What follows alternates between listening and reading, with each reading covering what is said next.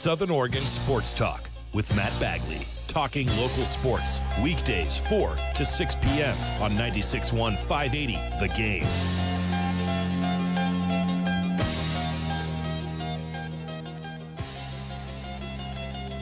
Hey everybody, Matt Bagley here, 1080 South Riverside, South Medford Abbeys. And this is a little different than the last couple Wednesday shows I've done here. I have not been able to get guests for this show, and that's because it's a live remote. I don't want to get people over the phone. I don't want that awkwardness of somebody coming by to watch the show and they just see old Matt Bagley standing around kicking rocks and just not doing anything. But I got somebody who had some free time, willing to show up, and somebody that I think is going to be really compelling local radio for the next 10 minutes. Owen Cuilty, my guest right now on Southern Oregon Sports Talk. I led off last segment talking about your background, play-by-play guy. You did some games for us last year, and you did the South Medford football game on Friday night. But that's all we really know about you, man. Tell us your story. Where'd you grow up, and how'd you become a broadcaster? Well, you sure hyped me up there. Compelling radio. That's a big title. I don't know about that. We'll see. It's a work in progress. I'm excited for the opportunity to stay local and do some radio and broadcasting in Medford, especially at a site like Spiegelberg Stadium, a beautiful facility with a lot of history. It's home to two great, dominant, and successful programs with a large amount of tradition in North and South Medford. Right. And just an honor to be able to be there on Friday nights for 99.5 and 880 AM and 96.1 580 to cover those games. Yeah. Hey, you talk about the history at Spieg. It's something I take for granted. What was that like for you, walking up there and feeling all that history? I'm not necessarily familiar with all the history there. I mean, I'm a Roseburg kid. I was born in Southern California, raised in Roseburg, so I'm a former Indian. But I do know of the success and dominance that both these schools have had throughout all their sports, throughout their athletic programs. Spiegelberg, though, it's an impressive feel, an impressive atmosphere. A rare setting in Oregon high school athletics where you've got two major grandstands, the all-weather track and field, the 6-lane track. It's a great detail about that facility that I love. So it's got the old school feel with the new school technology, and it's a great place for athletics. And we had a great event there last Friday night between South Medford and Liberty. Right. Yeah. Tell me about that Panther team. 2-1 on the year. They didn't get the win Friday night, but they scored a lot of points.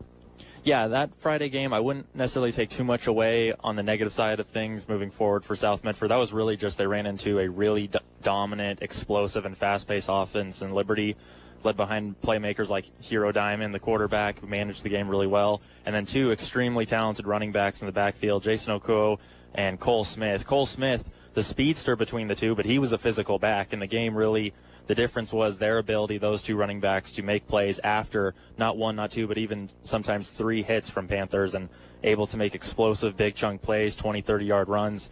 And I think it really wore down the Panther defense, so they'll have to continue to work as a team to keep this offense, keep that Panther offense on the field just to give their defensive side a break and a breather once in a while. Right. You mentioned the physicality in that game. Talking with Owen Cuilty, he's a play-by-play broadcaster here on the radio. Did South Medford football on News Media 99.5 and 880 last Friday, and he's going to switch sides, cover North Medford, their big home game against Mountain View this Friday. Pre-game 6:45, kickoff at 7, right here, 96.1 580 The Game. You mentioned the physicality in that South Medford game, Owen. That's something that I wonder. South's got an undersized line this year. A lot of talented guys on that line, but not a lot of size on that line. Do you think that's something that they should be concerned about this fall? It's early. I wouldn't have too much concern, but that's something I saw South Medford. They've got a lot of speed and a lot of athletic ability, especially when you've got guys like Austin Boster on the outside, a member of the track and field program who runs a sub-49 quarter mile. So the speed is definitely there. The athletic ability is there. They struggled to get him the ball, and there seemed to be frustration throughout. I'd like to see in the future this team finding ways to get the football in Austin Boster's hands and get him in space, whether it be jet sweeps, put him in the backfield, right, or simply shake things up, maybe trick plays, find a way to get him the football. But Torrin Tuttle is a quarterback that should be recognized. Maybe not the greatest deep thrower, the most accurate passer, but he has an ability to scramble, troubleshoot, make plays outside of the pocket, and I think we'll continue to see this offensive coaching staff find ways for Tuttle to get out of the pocket and make plays out of those play actions, bootlegs, and allow him to orchestrate this offense in a way that he did. I thought they had success a lot of the times in those settings last Friday. You mentioned the track background for Boster. Now, you're a track guy too, right? Yeah, I was actually a part of that program the previous 2 years and was able to be, have firsthand experience around Austin, his training methods, and the great athlete that he is, and surrounded by other great Panther athletes. I hear from high school coaches all the time, if they had a say, the linemen would wrestle and the skill guys would run track in the spring. Why do you think that is? What skills from track help these guys play football?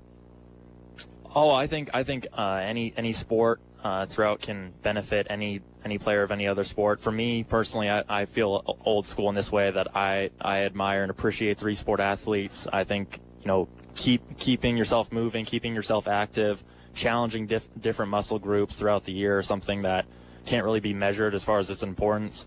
And as we continue to move along in the years here, gosh, it's almost 2020, you see more and more young athletes sticking to one sport throughout the entire calendar year, and you see it has a wear mentally, it has a wear physically and emotionally. And I think being a multiple sport athlete allows you to break things up mentally, emotionally, physically, challenge yourself in different ways, have different and new experiences, and keep yourself fresh and interested in all the sports that you participate in. So I would say with the skill position guys, obviously track and field, they're working those quick twitch muscles. They're working on their speed, they're working on agility, and then a sport like wrestling, as we know in Oregon, it's a dominant sport in this state and very popular.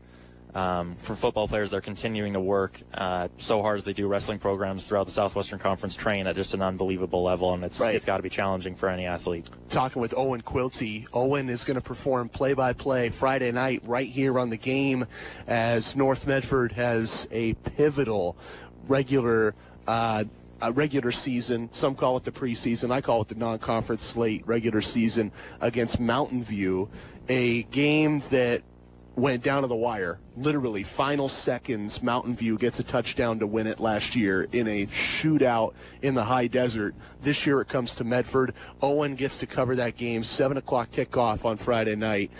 You told me off air, hey, it's a busy week, and I relate to this because I focus on this show, and then I just sort of scramble together my play-by-play on Friday night.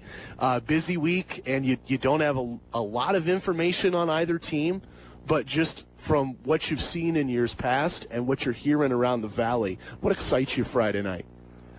What excites me about this upcoming Friday night with North Medford at Spiegelberg is the offense. I think they put up 47 points last night, last week against their previous opponent. So it's a high-flying, very skilled and athletic offense, and it should be an exciting game just from the point that North Medford's going to be able to score and score frequently. You said you grew up in Roseburg, right? That's correct, yeah. Did they ever complain about North Medford? I think everybody's got their complaints about everyone around them, and that's natural and maybe even healthy at times, but no comment farther than that. I bring that up because I grew up in Medford, and then I went to school in Klamath Falls at OIT, and that's where I cut my teeth broadcasting at OIT. And I always remember one night this little old lady came up to me, and I had probably been broadcasting for like 2 or 3 months. And I would always tell people that I went to North Medford.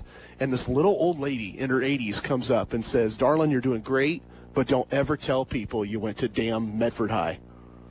They were serious. They did not like North Medford. They do not like the Black Tornado there. I just wondered if Roseburg was the same way. It was interesting. I grew up in that area, and there definitely is a rural community and a lot of farming and agriculture in the area. But for some reason, some outside schools within our conference, whether it's the Eugene School, Sheldon, South Eugene, or I don't know, the conference changes so much and it has so many times over the last 5 years, I shouldn't list these schools as I don't even know if they're in the conference anymore.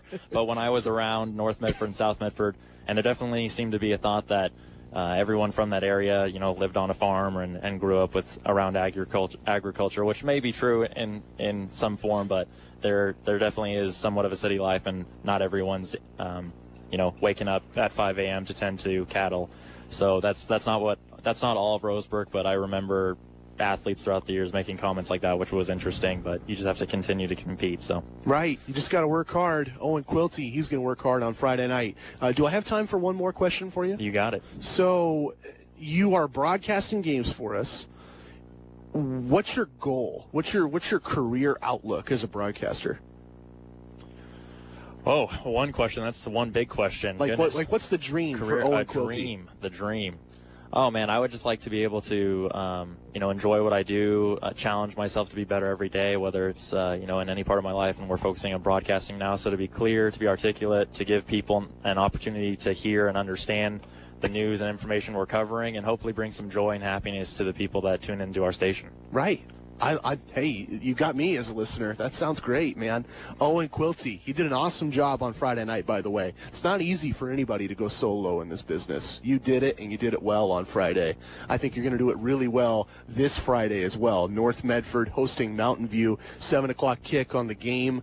Owen, love having you here, man. Have a great night. Hey, Matt, thanks for the opportunity. Great to see you as always. All right. That was Owen Cuilty, play-by-play guy, plying his trade for us this Friday as the Black Tornado, unbeaten 3-0, take on Mountain View.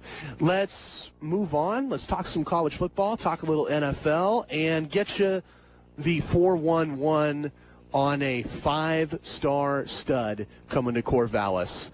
The Beavs got a guy. They got a guy. They got a steal, and we'll talk about it next. What does it mean for Oregon State, and what can the Beavers do going forward? I'll talk about that and more on Southern Oregon Sports Talk, presented by Medford BMW, right here at Abby's tonight, 1080 South Riverside, and all over the world at 96.1, 580, The Game.